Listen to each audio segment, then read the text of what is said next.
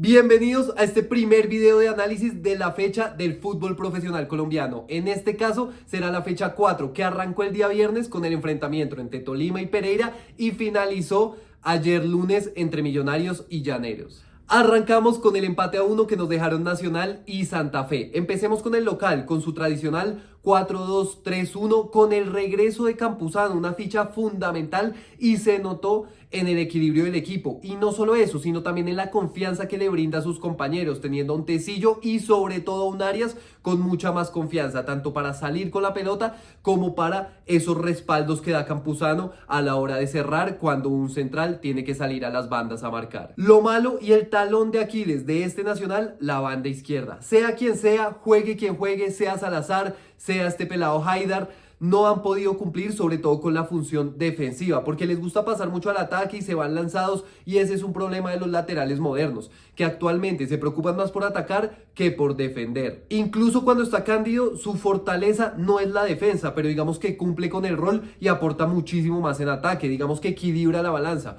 Pero en este caso, el aporte en ataque no es que sea fundamental, en cambio en defensa no se están dando garantías. Y del lado del visitante, Santa Fe está encontrando variables ante sus bajas, teniendo un Meléndez jugando más adelantado por la banda derecha, un Frasica jugando casi que de media punta y Harold Santiago Mosquera en punta, que viene siendo la gran figura de este Santa Fe y depende muchísimo de lo que logre hacer Harold Santiago en punta, como dependía también de las jugadas que pudiera generar Hugo Rodallega el semestre pasado. Pasemos al partido, donde Nacional arrancó muy bien con un Cardona manejando los hilos, buscando socios, un Marino Inestrosa muy picante por la banda derecha, donde se mostraba rápido, se mostraba ágil, lo que viene mejorando o retomando más bien este semestre. El penal de Atlético Nacional llega por un pase de Cardona filtrado, un pase sote 3 dedos que Perlaza comete un penal infantil, pero acá no vamos a entrar en polémicas porque era penal. Con el gol Santa Fe salió un poco más y sobre el minuto 35 logró quitarle la pelota a Nacional, desconectó completamente a Edwin Cardona y Marino se fue apagando, se fue apagando, se fue apagando. ¿Cuál es el problema de Atlético Nacional y en el que voy a hacer énfasis en este video? Que depende muchísimo de Cardona. Santa Fe identificó eso rápido, bloqueó a Cardona, lo encerró, le doblaba la marca, llegaban rápido las ayudas cuando Cardona recibía la pelota o simplemente no dejaban que recibiera y hasta ahí llega el juego de Atlético Nacional. Lo cual habla muy bien de Cardona, es cierto, es un jugador distinto en nuestro fútbol, pero un equipo como Nacional con la plantilla que tiene no puede depender de un solo jugador y ahí es donde se me quedan ya cortos los argumentos para defender a Gandolfi, del cual he esperado bastante, le he tenido paciencia, me parece que no todo ha sido malo en su proceso, pero sí es cierto que depende mucho de Cardona y cuando Cardona no está o se lo neutralizan, le cuesta demasiado. Del lado de Santa Fe, muy importante lo que vimos en este partido, en donde el equipo intentó tener la pelota, se la quitó Atlético Nacional por momentos, lo cual se valora el doble porque un equipo que no venía teniendo la pelota, no era capaz de sostenerla, haber ido al Atanasio Girardot y en ese partido haberle podido quitar el balón al rival que no la podía recuperar,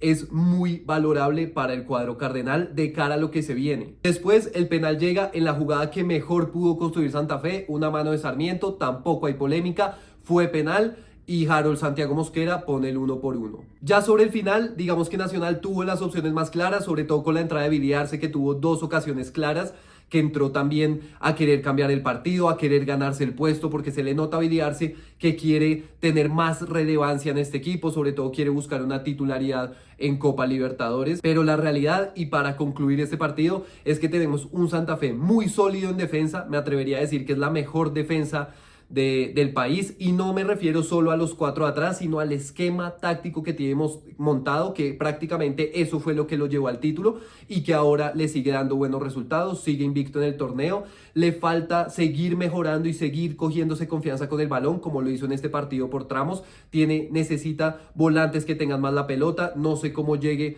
el jugador Marcelo Meli, que le pueda dar más esa tranquilidad, que pueda sostener un poquito más, porque al final defenderse durante tanto tiempo en todos los partidos es muy complicado. Le ha salido, pero ¿hasta dónde puede ser rentable eso? Y del lado de Nacional, lo que les decía, Gandolfi necesita encontrar más soluciones, no puede depender únicamente de Cardona, que Cardona metió un pase filtrado, que Cardona hizo gol de tiro libre, que Cardona puso un tiro de esquina como con la mano, que sí, que para mí Cardona es el mejor volante creativo de nuestro país, es un crack y tenerlo en sus filas siempre va a dar esas garantías, pero no por eso quiere decir que entonces todo tenga que pasar por él y que cuando él no esté o tenga un partido malo o lo neutralicen como en el partido pasado, hasta ahí lleguen las armas de Nacional. Eso no puede pasar en Nacional. Segundo partido, el gran empate que terminó siendo muy emocionante entre el líder, el Junior de Barranquilla, y el Once Caldas de Manizales. Un Junior que va encontrando un funcionamiento, no ha repetido un once inicial en este arranque del FPC, lo cual es muy valorable por dos cosas. Primero, por la gran nómina que tiene y que Arias está encontrando soluciones en esa nómina y que también tiene la confianza en varios jugadores para desempeñar diferentes roles, como es el caso de Esparragosa, que lo ha puesto un poco más retrasado cumpliendo la función de volante central y también más adelantado pisando el área rival. Y el Once que sigue con muchas dudas porque es un equipo de ráfagas, que tiene grandes jugadores y que por momentos muestra cosas interesantes como lo hizo contra San Antonio Bulo Bulo, aunque esa no puede ser la medida. No podemos medir a un equipo del fútbol colombiano por golear a un equipo de media tabla, un equipo chico del fútbol boliviano. Esa no puede ser medida. En cambio, en este partido frente al Junior sí podemos ver un poco más de lo que es este Once Caldas. Y la verdad es que son destellos individuales, lo que puede hacer Deiki Quiñones, lo que puede hacer Zapata, lo que puede hacer Barrios, lo que hace Dairo, lo que hace Alejandro García. Pero como tal, en conjunto no se le ve mucho al Once, se le ve que sufre mucho los partidos, que no puede sostener la pelota, que en ataque depende de esos jugadores que les acabo de mencionar. Es difícil con esas falencias ver a un Once peleando en las finales, aunque si algo no se le puede negar a este equipo del Arriero es esa garra para haber remontado este partido y que en varios casos la ha sacado. Un primer tiempo más bien de trámite donde el Once tuvo las opciones más claras, pero donde los dos equipos buscaban lo mismo, sin mucha idea, sin sostener mucho la pelota, sin crear muchas jugadas. Era transiciones rápidas por las bandas y buscar un centro. El segundo tiempo ya se puso mucho más interesante cuando el Junior entiende que en la banda izquierda del Once Caldas, es decir, banda derecha del Junior, hay una falencia defensiva porque se va Patiño, que ya está en tierras uruguayas, y ahí el jugador Tamayo no logró cumplir con la tarea. La verdad, le montaron una fiesta por ese lado. Por ahí llega el primer gol, hace una jugada enamorada, una jugada individual, encara, remata, y de ese rebote es que queda el balón en el otro costado, tiran el centro y entra Rivas para hacer el gol. Buena lectura de Arias y por ahí siguió atacando el Junior, varias atajadas del arquero Aguirre salvando al Once Caldas, que prácticamente lo mantuvo en pie, y en parte el empate es gracias a esas atajadas entre el minuto 50 y 70, que en el minuto 70 llega la jugada polémica de este partido, que para mí estuvo muy bien manejada del árbitro Rojas, una simulación de Jeffrey Zapata, donde el arquero de Junior no lo alcanza, hay un leve toque, pero no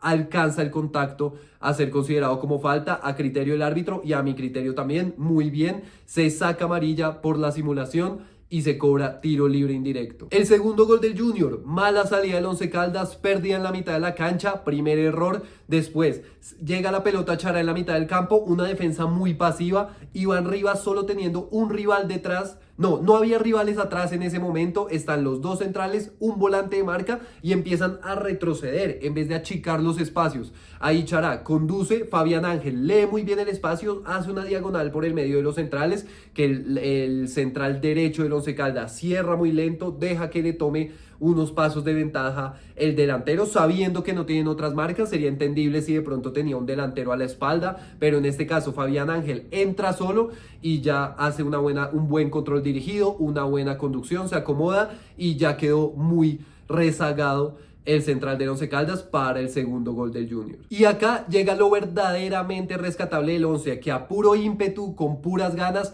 fue a buscar empatar el partido. Más con ganas, más a los trancazos que con fútbol. Y llega el descuento tras un error grave, a mi parecer, de Suárez. Un balón que ya iba a pasar, un centro pasado que ya podía dejar salir, la deja viva el lateral izquierdo del Junior para que el jugador del Once Caldas meta el centro y tras una serie de rebotes llegue el gol de Jeffrey Zapata. Y acá quiero arrancar un conteo con los goles del fútbol colombiano que llegan por virtud netamente del equipo atacante, aunque sí, todos sabemos que en el fútbol para que llegue un gol tiene que haber una virtud y tiene que haber un error del rival, pero en el fútbol colombiano llegan muchos goles por errores individuales, errores fáciles de no cometer, que esa es la cuenta que vamos a llevar, porque en este caso, con el penal de Elvis Perlaza, con el penal de Sarmiento, con el gol que les acabo de comentar de Fabián Ángel y este gol del Once Caldas, ya tendríamos 4 de los 5 goles que hemos comentado que llegaron por errores obvios que se podrían evitar fácil. El empujón del Elvis Perlaza, un penal infantil. Sarmiento saltando con una mano por acá arriba, infantil.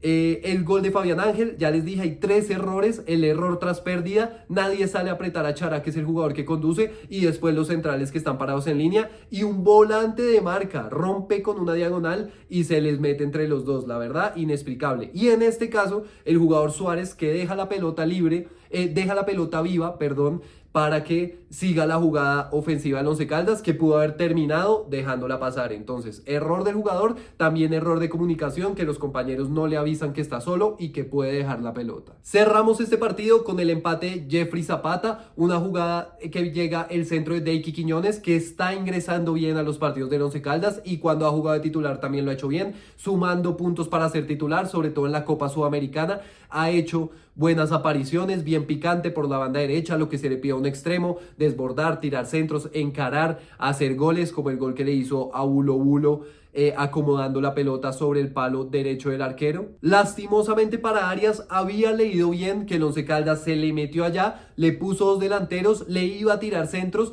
manda un defensor central adicional como lo es Monzón para poder rechazar con más facilidad, para tener 3 jugadores rechazando. Justo en la jugada previa, Báez tiene un golpe en la cabeza, le toca salir y ahí justo en el área chica, en la mitad, es donde llega el empate del Once Caldas. Entonces, bien por Arias, que había hecho un cambio para contrarrestar esto. Lastimosamente, pues una situación que ya no se puede controlar, sale Báez y ahí llega el gol. Para concluir, Junior cierra la jornada puntero, invicto, tranquilo, pero yo no estaría tan relajado porque al Junior le hacen gol bastante fácil. Recordemos que le ha tocado venir de atrás hacia adelante y esta vez que estaba a favor el marcador, se lo terminan empatando. La verdad es que tanto Junior como Nacional, que digamos que son las plantillas más potentes, los que más juego generan, los que han también marcado más goles, también les hacen gol fácil. Y un Once Caldas que, como les decía, preocupa por su juego, lo salvan las individualidades y definitivamente no puede ser medida un partido contra San Antonio Bulo Bulo, y ya con estos partidos seguiremos viendo para qué está este Once Caldas. Pero en este momento yo no lo veo peleando por los cuadrangulares para llegar a la final. Pasamos a la victoria del América en el Pascual frente a Águilas Doradas, donde sorprendió la baja asistencia de los hinchas escarlatas. La verdad es que después de esa clasificación que lograron frente a Bahía y sobre todo por cómo se logró la clasificación, jugando bien, pasándole por encima a un equipo brasileño, sorprende realmente que no haya ese acompañamiento de la hinchada. Si hay por ahí algún hincha americano viéndome, por favor dejen en los comentarios la explicación, si hay una molestia de parte de los hinchas. Yo sé que con la salida de Juanfer, de Duan, con todo ese malestar que se generó, viene habiendo un malestar general, ha habido por allá marchas y plantones en la sede del equipo, pero después con este reciente juego que está mostrando el América, con lo que hizo en la Copa Sudamericana, la verdad es que es raro ver una asistencia tan baja. Y también porque América está jugando bien, arrancó jugando muy bien este partido. Recuerdo una opción de Barrios en el área tras un muy buen filtro de Josen a Murillo que le corta Dylan Borrero por el centro en una diagonal hacia afuera, le da la pelota, tira el centro atrás Dylan Borrero y Barrios no logra capitalizar la jugada, pero se veía un América asociativo que estaba buscando por dónde, que no le da miedo darle la vuelta varias veces a la pelota estando en campo rival, cambiando, teniendo a los volantes en diferentes alturas para poder crear unas triangulaciones más fáciles, sea con Dylan Borrero, que estuvo muy participativo en la mitad de la cancha, sea con Josen Escobar, también un pelado que tiene un futuro inmenso, un jugador que a mí me gusta mucho cómo juega. Este tipo de jugadores tienen que empezar a llamarlos a la Selección Colombia de mayores, porque este tipo de jugadores tienen que empezar a ponerse la camiseta, empezar a ver lo que es viajar y encontrarse en los túneles con los brasileros, con los argentinos, con los ecuatorianos que vienen haciendo las cosas muy bien, porque estos pelados son el futuro de nuestra selección y hay que empezar a llevarlos. La verdad, lo de Josen Escobar viene muy bien y seguro su techo todavía no lo conocemos. Ahora, hay un error en el minuto 16 del arquero Soto que deja solo al jugador de Águilas Doradas, que falla la opción de gol rematando afuera del área, pero en ese momento Águilas se da cuenta que le puede hacer daño al América y ahí es cuando vemos que Águilas empieza a atacar y ojo con este Águilas que al Junior en el primer tiempo le ganaba 2-0, lo tenía totalmente doblegado. En este periodo de tiempo del minuto 16 al 40 que llega el gol del América, también estuvo jugando en campo rival de tú a tú, teniendo la pelota. Ese pelado Quiñones, no recuerdo bien el apellido, pero por las bandas atacó bastante bien y logró inquietar a Soto, que tuvo que tener varias atajadas. Y en la jugada que América logra volver a tener la pelota en campo rival, vuelve a tener una secuencia de pases interesantes, vuelve a buscar pivoteos por la mitad, un extremo que se bota a la mitad para jugar, ahí es donde llega el gol, con un Barrios que se mete hacia adentro y él es el que tiene la gran clave de la jugada del gol, porque su toque de primera a Ramos es el que realmente descuadra, deja a los rivales sin una referencia de marca porque toca y pasa, y con su pasar al ataque también es que libera ese espacio porque los jugadores que estaban ahí en marca en ese sector retroceden, se van con Barrios esperando una pared de Ramos que también se gira muy bien y remata bien de pierna izquierda para poner el 1-0. Pero la gran clave, tanto en el pase de primera como en el haber pasado para arrastrar las marcas, es de Barrios. Arrancando el segundo tiempo, error en salida de Águilas, donde volvemos a nuestro conteo de los goles por errores evitables, donde ya tenemos 5 goles que llegan por errores de 8, una suma muy alta, donde Ramos temporiza bien, espera a su compañero, se la da a Dylan Borrero que encara y saca un remate. Hay que decir que en la marca fue bastante blanda. Hay 3 jugadores para trancar el remate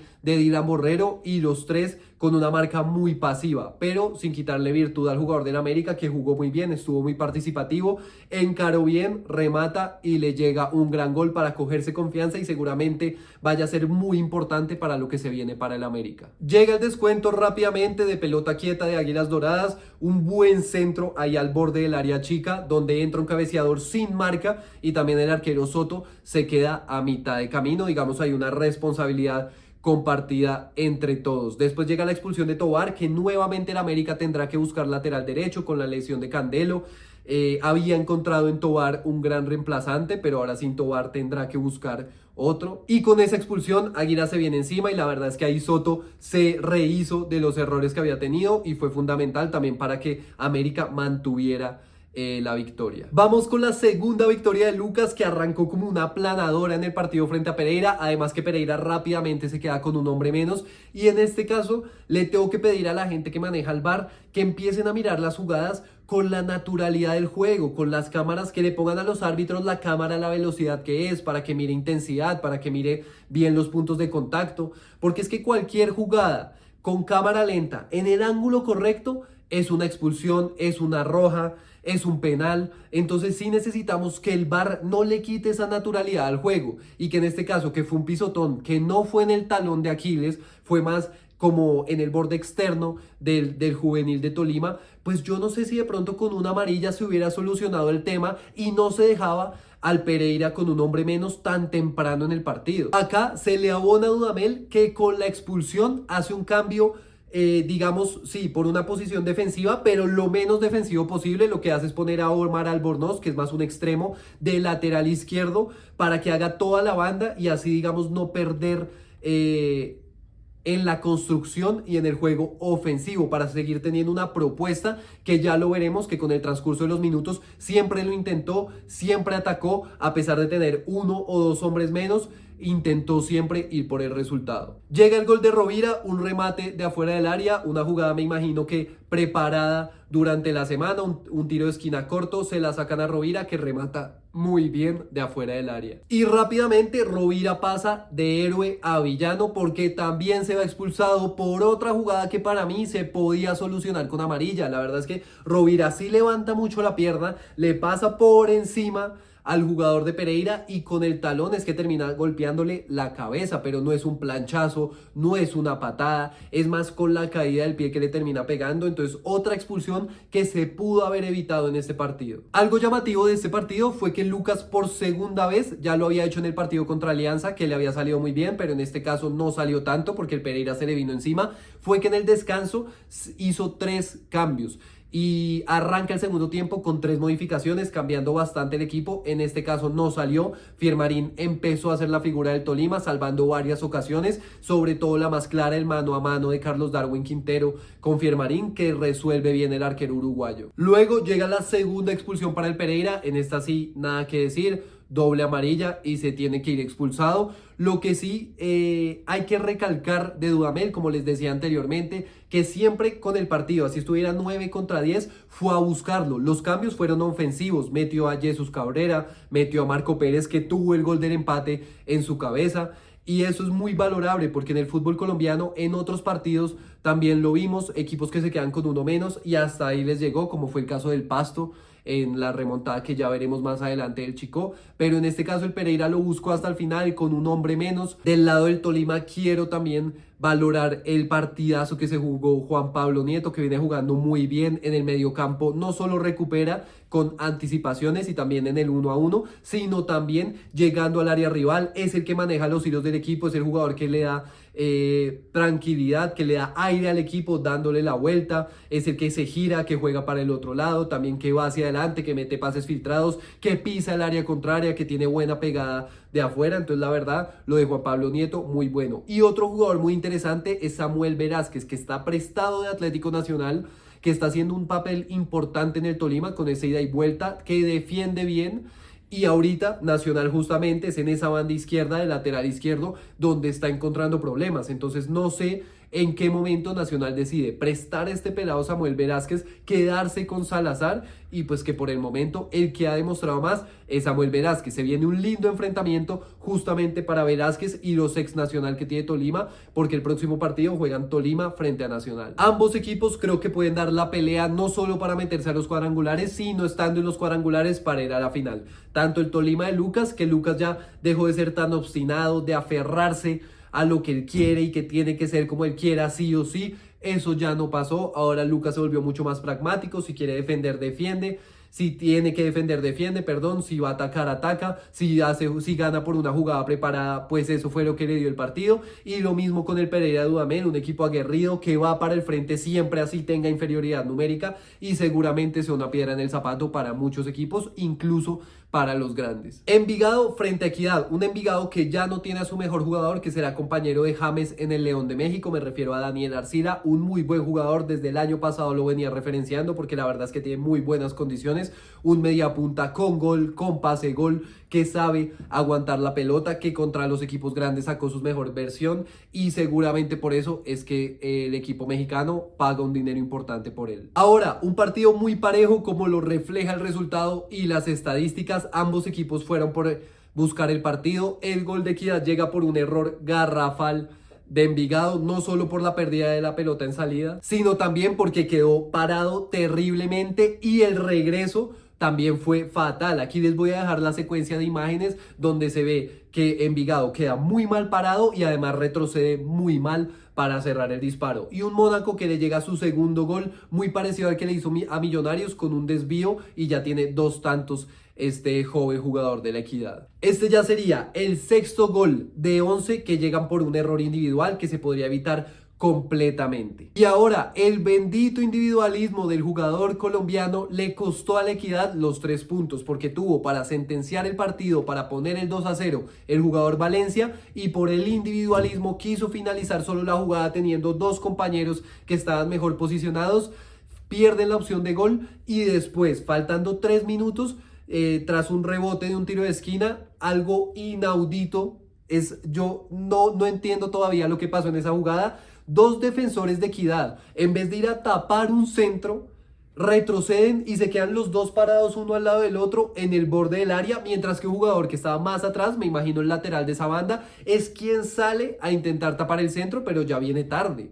Como inaudito el gol que le hicieron a la Equidad. Después obviamente llega el centro, llega el cabezazo, esa parte está muy bien, pero lo de los defensores de Equidad, yo no sé Merino cómo va a tomar eso, pero seguramente es un regaño bravo, porque los jugadores se quedaron estáticos viendo como el jugador de Envigado se entraba y llegaba el empate faltando 3 minutos. Llegamos a otra remontada, la de Boyacá Chico frente al Pasto. La verdad es que por el transcurso del partido, por lo que había sido, sobre todo el primer tiempo, Chico no se merecía ir abajo 2-0 en el marcador. Ambos goles llegan por individualidades. Bueno, el primero, una gran individualidad de Valois, que coge la pelota antes de la mitad del campo y avanza unos 60 metros para que le cometan un penal que después Bonet cobró muy bien. Y después, otra vez Valois, en este caso recuperando una pelota que muy displicentemente pierde el lateral izquierdo de Chico, dejándola corta, y arranca otra vez Valois, que de verdad es una flecha. Ojito con este jugador, porque si tiene buena toma de decisiones, buena definición, puede ser un jugador muy interesante porque tiene una velocidad infernal.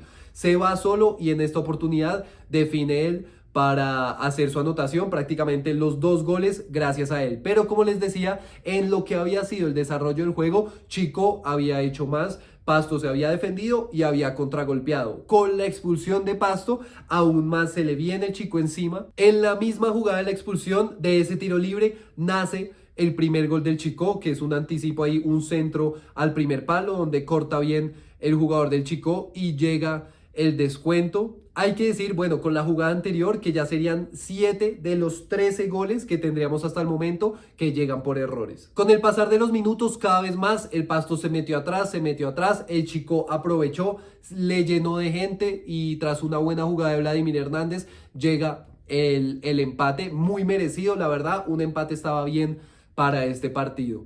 Hay que decir, preocupante situación para el Chico, que su capitán, mejor jugador y goleador, Molina, salió lesionado. Esta sería una baja muy sensible para el Boyacá Chico. Llegamos a la muy necesaria victoria del Deportivo Independiente Medellín frente al Unión. Un Medellín que no venía bien, pero definitivamente con el Unión no pasa nada. Pido perdón a las personas de Santa Marta, pero el Unión es un equipo que hace todo mal. Desde su dirigencia, hasta su barra, hasta absolutamente todo. Nada sale bien y por eso para mí el Unión tiene bien merecido ir de último en el descenso y seguramente se vaya para la B. Yo sé que no todos los hinchas tienen la culpa. Ojalá vendan al equipo y Santa Marta, de la mano de la ciudad, de la mano de la policía también, porque tienen un montón de desadaptados que dañan un montón el espectáculo también por allá, pero necesitamos que el Unión Magdalena recupere esa grandeza que tuvo años atrás y vuelva a demostrar un buen fútbol, porque es que ahorita con Colpa, Hinojosa tiene un par de buenos jugadores que intentan hacer algo, pero definitivamente no hay nada en ese Unión Magdalena. Se quedó con un hombre de más frente a Llaneros, no le sirvió para nada porque Llaneros hizo más y mereció ganar el partido Llaneros. Esta vez se queda con un hombre también de más y tampoco es capaz, pero ni siquiera, o sea, tuvo un remate por ahí, hubo 2 atajadas de Aguerre, de resto no hubo más del Unión Magdalena y es muy pobre futbolísticamente lo del Unión. El gol del DIM, del Chino Sandoval, que volvió a anotar, lastimosamente después se iría expulsado, ya con ese gol que también fue por una pérdida en salida. Tendríamos 8 de los 17 goles de esta fecha por errores, digamos, no forzados, como se diría en el tenis. Bien por el DIM, los jugadores más criticados aparecieron, como lo decía Aguerre en el arco, con un par de atajadas importantes, y también Baldomero Perlaza con un buen remate para cerrar el partido 2-0. Unión Magdalena que se pudo haber comido 3 del DIM con un hombre de más. Definitivamente lo del Unión es ya para apagar e irse. Creo que necesita descontarle 16 puntos a Llaneros. Misión imposible. Creo que ya destituyeron a Alexis García, tengo que confirmar esa información, pero llegue el técnico que llegue, no se va a poder. Y del lado del DIM, bien, tenía que ganar como fuera, tenía que pasar la página, ya acabar con esa tusa y empezar a escribir un nuevo capítulo. Entonces por ese lado, el Medellín ya necesita borrón y cuenta nueva. De aquí en adelante ya empezó un nuevo capítulo y ojalá pueda retomar primero ese juego que lo caracterizaba el semestre pasado, ojalá con un poco más de gol. Y llenarse, que todo esto le haya servido de experiencia para poder buscar un título, porque sin duda su hinchada se lo merece. Otro empate a 2, en este caso entre Fortaleza y Alianza. Una Alianza que venía jugando muy bien, me parecía muy interesante lo que hace, sacando la pelota por el piso desde atrás, con un Pedro Franco que le juega de líbero, distribuyendo la pelota, adelantándose con la pelota, que es prácticamente el que arma el equipo desde atrás, pero en este primer tiempo frente a Fortaleza me parece que ha sido el peor tiempo de Alianza en este semestre. Fortaleza leyó muy bien, para mí fue entre desaciertos de Alianza, porque también no entiendo por qué fueron Iron del Valle y Felipe Pardo suplentes, porque perdió muchísimo peso en el ataque. Alianza no podía sostener la pelota arriba. Y también virtud de fortaleza, que entendió bien cómo era ese juego de Alianza, bloqueó la salida de Pedro Franco poniéndole siempre un hombre enfrente y un hombre que le bloqueara para que no se pudiera devolver con el arquero o con el otro central, para que sí o sí tuviera que jugar largo. Eso lo entendió muy bien Fortaleza y por ahí llegó esa neutralización a Alianza. El primer gol de Fortaleza llega por un desborde donde el lateral de Alianza pierde el mano a mano, tiran un centro atrás y ojo con la imagen que les voy a poner, porque acá hay un error grupal grave a mi gusto de la defensa de Alianza, donde todos los jugadores, miren bien la imagen, todos los jugadores están mirando y están concentrados y se dejaron llevar por donde estaba la pelota y ninguno revisó su espalda a ver a quién tenía que marcar. Entonces Ricaurte entra solo por la mitad del área como Pedro por su casa y define bien. Nuevamente, otra pérdida en salida. 9 de los 20 goles por errores recupera bien el número 10 de Alianza, que después abre la pelota, y el número 99, este jugador Gil, que tiene muy buenas condiciones, hace el gol. Este jugador es muy talentoso, pero me parece que le falta un poquito de calor en el pecho. Lo he visto ya en varios partidos, tanto en este como en el anterior con Tolima. Le vi buenas condiciones, engancha bien, intenta gambetear, es un jugador con esa chispa, digamos, a lo Marino y Nestrosa, pero la verdad es que uno se queda esperando un poquito más, que busque más la pelota, que encare más. La verdad sí creo que es un jugador joven, no sé bien la edad, pero sí necesita ir cogiendo como ese ritmo para tener un poco más de peso en el partido y que no se quede solo en que, no, es un pelado talentoso. Y por último, con la entrada de Iron del Valle y Pardo, justamente los que mencionaba anteriormente en el video, Alianza gana un poco más de peso ofensivo, incluso es Pardo el que consigue el 2-2 después de un saque de banda que peina un defensor de Fortaleza y llega Pardo por el segundo palo para sentenciar el partido. Fortaleza se había puesto en ventaja con un gol de tiro de esquina. La verdad, el empate fue justo para lo que fue el transcurso. Ambos tuvieron con sus armas, ambos propusieron, ambos también tuvieron sus defectos y errores, y por eso el empate me parece que estuvo bien para dos equipos que también pueden llegar a incomodar a los candidatos al título. Llegando al final de la fecha, ya se nos hizo un poco largo el video. Vamos con la victoria 3-2 del Cali frente al Bucaramanga. Un Cali que necesitaba ganar sí o sí, porque Gamero no es lo mismo ir corrigiendo y trabajando con unos puntos en la maleta que estar siempre al filo de que lo vayan a echar. Entonces era una victoria importantísima y un Bucaramanga que sobre todo en el primer tiempo se le vio un poco entusado de lo que fue la eliminación en Copa Sudamericana. El Cali, la verdad es que todo lo que no le salió en partidos anteriores, le salió esta vez, porque tuvo un golpe de fuerte en los momentos de partido donde supo anotar, tanto en ese penal tempranero que ejecutó bien y puso el 1-0. Después Reina metió un golazo de tiro libre y también en el segundo penal que llega arrancando el segundo tiempo, cuando mejor estaba el Bucaramanga, cuando el Bucaramanga con el 1-2 era el que buscaba, el que hacía más por el partido y que seguramente iba a llegar un gol del Bucaramanga en ese momento, pero se encuentra con este penal el Deportivo Cali, digamos que tuvo un poco de suerte y logra poner el 3-1. No quiero desmeritar al Cali porque la verdad tenía que ganar, pero miren un poco las estadísticas. La verdad es que el Bucaramanga fue el que tuvo la pelota y con este Bucaramanga me pasa algo, y es que un día le pasa por encima a Mineiro y al otro hace estas presentaciones, o como le pasó frente a Boyacá Chicó, que también cayó derrotado en su casa. Es un equipo que no se sabe qué esperar, es un equipo yo creo también muy emocional, salen a jugar y el estadio está vacío. Entonces creo que desde Lionel hasta los principales jugadores tienen que creerse de que son capaces y tener una buena imagen, una buena participación independientemente del rival, del momento o de lo que pase. Yo creo que salieron confiados, entre confiados y entusados por la eliminación en Copa Sudamericana y por el buen papel que habían hecho contra Mineiro acá, por el mal momento que vivía el Cali. Entonces fue una mezcla de esas cosas lo que no lo dejó sacar su mejor juego hasta los últimos minutos, cuando lo intentó. Que así llegó el descuento al final por un autogol de Varela, pero Bucaramanga tenía metido al Cali. Ojo con ese tema del Cali, porque el Cali con un hombre de más no supo cerrar bien el partido nunca. Con 10 jugadores el Bucaramanga siempre estuvo más cerca de empatarlo, tanto en el 1-2 como en el 2-3.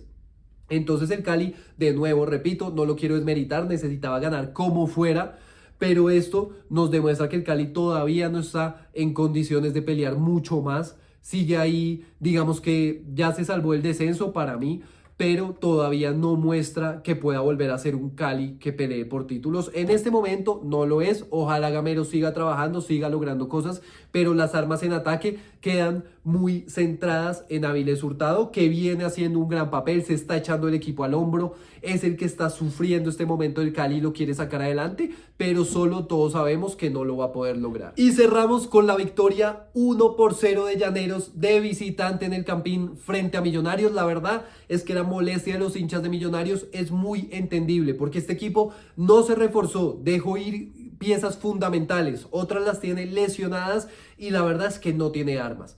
Querer que un pelado de 19 años, 18, los que tenga Carvajal, sea el goleador del equipo, está muy difícil. Que el Chocolo Ramírez, a pesar de sus buenas condiciones que ha mostrado, que es un jugador talentoso, habilidoso, sea el que tenga toda la responsabilidad de armar el juego en Millonarios, ya con la salida de Daniel Ruiz, va a ser muy complicado. El mercado de fichajes ya cerró y ya Millonarios se quedó con el reemplazo. El que fue banqueado por Cataño en el Bolívar. De resto, no va a tener más armas y yo veo muy complicado porque es que la generación de juego no tiene con qué. Cuando vuelva Nicolás Arévalo, seguro tenga un poquito más, porque Steven Vega, por ejemplo, quedó traumado de los cuadrangulares frente a Santa Fe y ya no sabe lo que es un pase hacia adelante, solo juega hacia atrás. Lo mismo Dewar Victoria. Pareciera que esos fantasmas de esas derrotas fuertes de Millonarios los estén comiendo ahorita y en la mitad del campo no se ve esa generación que tenía antes, repito, con Arévalo. También he sido bastante defensor de David González, pero me estoy quedando sin argumentos, porque la verdad es que con el 11 que salió ayer, justamente poniendo a ese pelado Carvajal, que lo hizo bien, tuvo 2 opciones de gol, se mueve bien en el área, pero no sé si este sea el momento para Millonarios estar probando jugadores, porque lo más probable es que los quemen y por más de que tengan condiciones después no puedan seguir progresando. Y de nuevo, haber cargado toda la responsabilidad en el Chocolo Ramírez. Entiendo que querían vender a Daniel Ruiz, pero entonces ¿para qué lo lleva al banco? Porque entonces queda como que ese jugador que tenía las herramientas para darle más juego, que se notó cuando ingresó, pues no tuvo los minutos desde el inicio y por eso el equipo se quedó absolutamente sin ideas. Tuvo un par de opciones, sí hay que decirlo. También hay que decir que Llaneros fue muy ordenado y que cuenta con 2 jugadores muy buenos como lo son Ureña y por el otro lado Angulo. Ese pelado Angulo viene jugando muy bien. Hace unos partidos, como les decía, con el Unión Magdalena. Es muy desequilibrante, un jugador que solito se inventa jugadas. Ayer lo hizo, él es el partícipe, el número 1 en el gol de Llaneros. Entonces, ojo con esos 2 jugadores. Lo que sí entendió Millonarios en el primer tiempo, al final del primer tiempo, fue que por esa banda de Ureña, que no tiene cualidades, grandes cualidades defensivas, por ahí podía generar el 2-1. Cuando Millonarios empezó a lanzar los laterales, fue cuando empezó a generar un poco más de superioridad numérica en ataque.